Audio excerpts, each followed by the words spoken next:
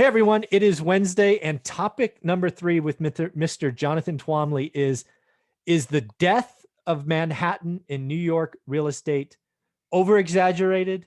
Is it a myth? What is going on? I think we're starting to see some numbers, and I thought I'd ask him what's going on. So how you doing, Jonathan? I'm doing well, and I'm here to report that the death of New York City has been over exaggerated by a lot. Good, in video. No, I'm just kidding. Yeah, no, but so listen, let's talk about what's happening in Manhattan now. Now there have been a lot of people leaving, but let's put it in context. Um, so Manhattan now has record vacancy. Yep. New York has never seen vacancy like this since the end of World War II. But what does that mean? What do you think that means? If you were to say, Fresno had record vacancy since never seen before since World War II, what percentage of vacancy would that be? In apartments, that would have to probably be, I don't know, 15% maybe? 18, somewhere in there. In Manhattan, it's 6%. Wow. Record vacancy is 6%. Oh my God. Okay. Vacancy had basically never been above 3%, like as long as I've been here. And records, I mean, that was the previous record was 3%. Well, that's why you get cap rates below 4. Yeah, exactly, because it's the supply demand issue is so tight here, right? So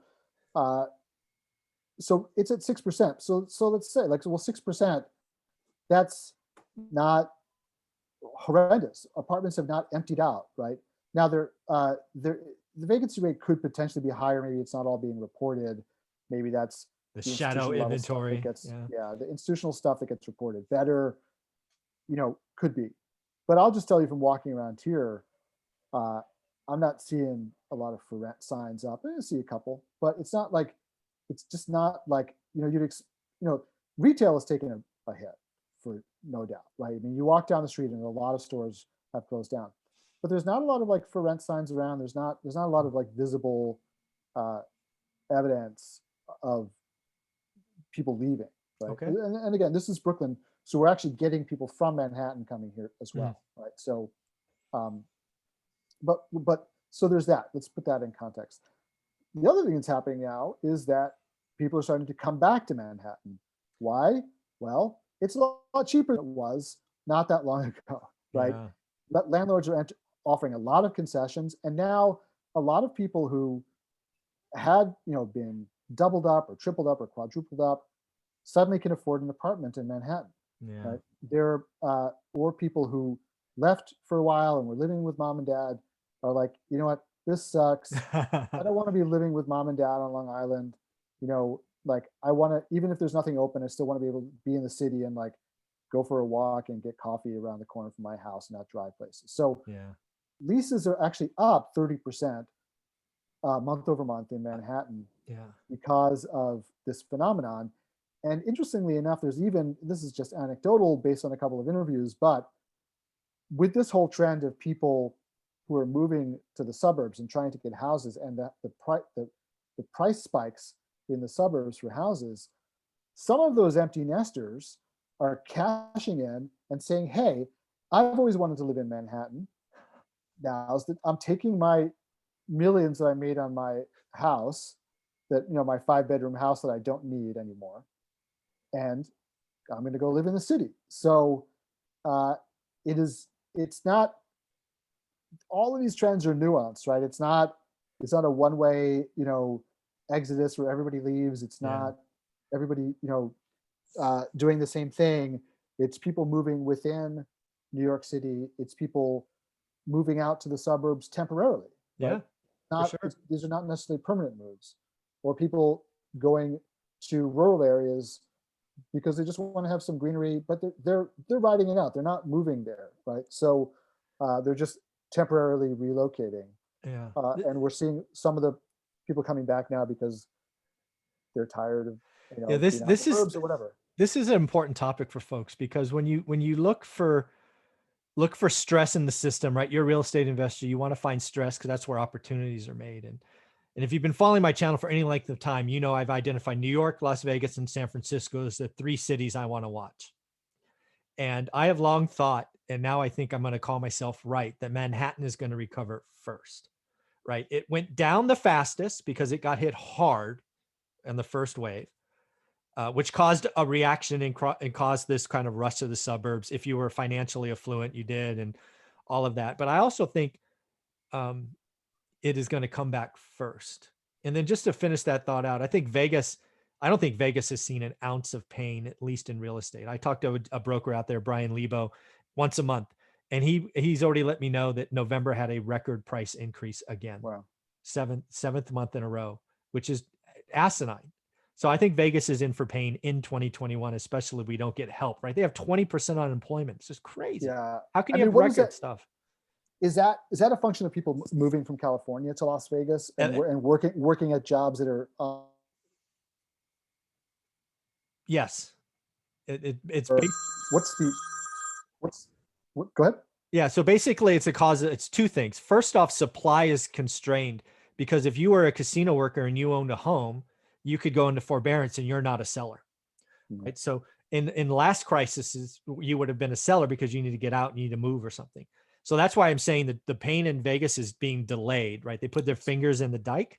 And yes, if you were building a $500,000 home in Vegas, right, which is just above their median is 371, I think he told me. You're getting California people coming in, even some people from New York, and they're just paying cash. So if you're playing in what's called the high end, again, K-shaped recovery, right? I mean, come on, folks. Yeah. If you're playing there and you can work from home and you're white collar, you're just going to go buy a house in Vegas. You're going to chill. So yes, Vegas, Texas, Nashville, Florida, lots of benefits, lots of Cal exit. San Francisco has a wealth tax they just passed, dumbasses. So again, I think New York's going to recover first. I don't think Vegas feels any pain till kind of Q1 next year, but San Francisco, they have continually made bad choices. They just passed this wealth tax. So basically no technology companies are going to want to be headquartered in San Fran. San Fran's in for a decade of pain, and it has just started. 20%, 30% drops. We have tech companies that are going, forget you, San Fran. I'm going to break my 10-year lease, pay $89 million and get out of it. I'm going to move my headquarters because I don't like what's going on. San Francisco is in trouble. Capital letters, bold face, just bad. That's what I think is going on. Yeah, well, that bad public policy can really, do a whammy on you. And we've talked about bad public policy that makes it hard to build, which is really the wealth inequality issue is in large part a housing issue. Sure, right? It is that is like probably the largest component of wealth inequality. It's not so much on incomes; it's really on net worth. And net worth, the primary driver for, unless you're super wealthy, if you're a normal person, the primary driver of your wealth is your home. Yeah, and no question. People have been, I guess, benefiting if you own it and you've owned it for a long time. You're benefiting from the lack of supply and the anti-building attitude of almost everywhere. I mean, like I said, I continue to remind people this is not like a blue state, red state issue. It does tend to be easier to build in red states, but a lot of that has to do with the fact there's a lot of land there. Land, right? Yeah. It's easier to go out further out as opposed to some of the older cities, which got, in the 50s and the 60s, it was super easy to build in the New York area, right? Yep. Like Same there here. was tons and tons and tons of suburban land available for building in the New York metropolitan, right? So, but that is not the case anymore because it's all been filled up. So yeah, you talked about farms. I mean, I grew up in Sunnyvale, California, the heart of the Silicon Valley. And literally, I mean, I could walk there without crossing a street to a cherry orchard. So like it was 1,000 acres, right? Maybe it was 900 acres, but I would go there and just have cherry fights with my friends, right? Without crossing a street. It's long since gone. Where my dad lived in Rockland County, New York, which is 15 miles from Manhattan, until I was 16 or 17, there was a farm across the road. Yeah. So like a real actual working farm. So, and it's people have a hard time believing that now. The only farms that exist now are like the ones that have those like $5 million a year, pick your own apple picking operations, right? They're businesses like that. They're not, they're not really farming, they're tourist destinations. But other than that, Crazy. you don't have any farmland left. And all those farms, when they built there, they were all zoned for single family and acre lot or larger. Yep. Always, right? Yep. So that means like, 20 acre farm, 20 houses, that's it. You can't build anymore. Yeah. And all those towns restrict multifamily, or maybe they're like, oh yeah, there's a highway over here. Well, you can build one. Build one. Yeah. Yeah. But when we go back to New York, the topic of this video, I think what you're seeing is the beginnings of almost a rush back, right? I think it fills in around Manhattan. I think while Manhattan is clearly suffering the most pain there, I think it suffered first and I think it recovers last, but I believe the recovery will come back. When New York, basically for me, New York's back when Broadway opens. That's kind of how I feel. Yeah, I mean, when the tourists, I mean, look, let's just, be truthful about it. I mean, New York is the biggest tourist destination in the world. No question. And there are not no tourists. There actually are tourists back here, but they're not back in numbers that they normally would be, because look, you can come here and you can like walk around the city and you can kind of sightsee a little bit. Yeah, you get some good pictures. And you can go to like some restaurants and they have 1/4 seating available if they're not indoors or whatever. But I mean, so you can do some stuff. But Broadway is gone. You can't go to the observation deck of the World Trade Center. Like you can't do all that. You can't get on a sweaty little boat to go to packed to the gills to go to the Statue of Liberty, unless you're insane. And so all that stuff is gone. And until we get a vaccine and people are happy to get on planes again, foreign tourists are willing to come to the United States again. And that's a huge problem. I mean, our reputation is kind of crap around the world right now. And so I think New York is going to be bananas in the summer. I think just like I talked about homeowners, like the inventory come back in a rush. I think that the top destination places in New York City is number one. It's going to be bananas. It's just going to be bananas. I don't know. I think it's going to be a little bit muted. Really? Okay. Yeah, because I just don't think the vaccines are going to get rolled out that fast.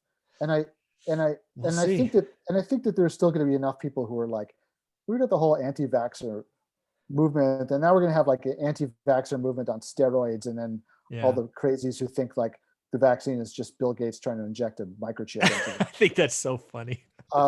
So even though I don't think he actually had anything to do with any of the vaccines that were being talked about right now, but still, he's gonna figure out how to get his microchip into you. Of course, through somebody else's vaccine, and so we'll see how quickly we get this under control, even when the vaccines roll out. Well, let's see. I think we're going to see, generally speaking, the rest of the world's going to be kind of pro-vaccine. I don't get a sense of anti-vaxxers around the world. And frankly, if you're a tourist in Japan or Asia, anywhere, and you're kind of immune, or at least you feel immune, you feel trusted, I think you're going to take the deals. I think New York's going to be on sale in the summer, and I think you're going to see just a spike in foreign tourists. At least maybe that's a hope more than a thing, but I think it's coming. I would love to see it, but I remain skeptical that this is the year. Maybe 2022 is the year, and hopefully some of these institutions can hold off until then. But cool.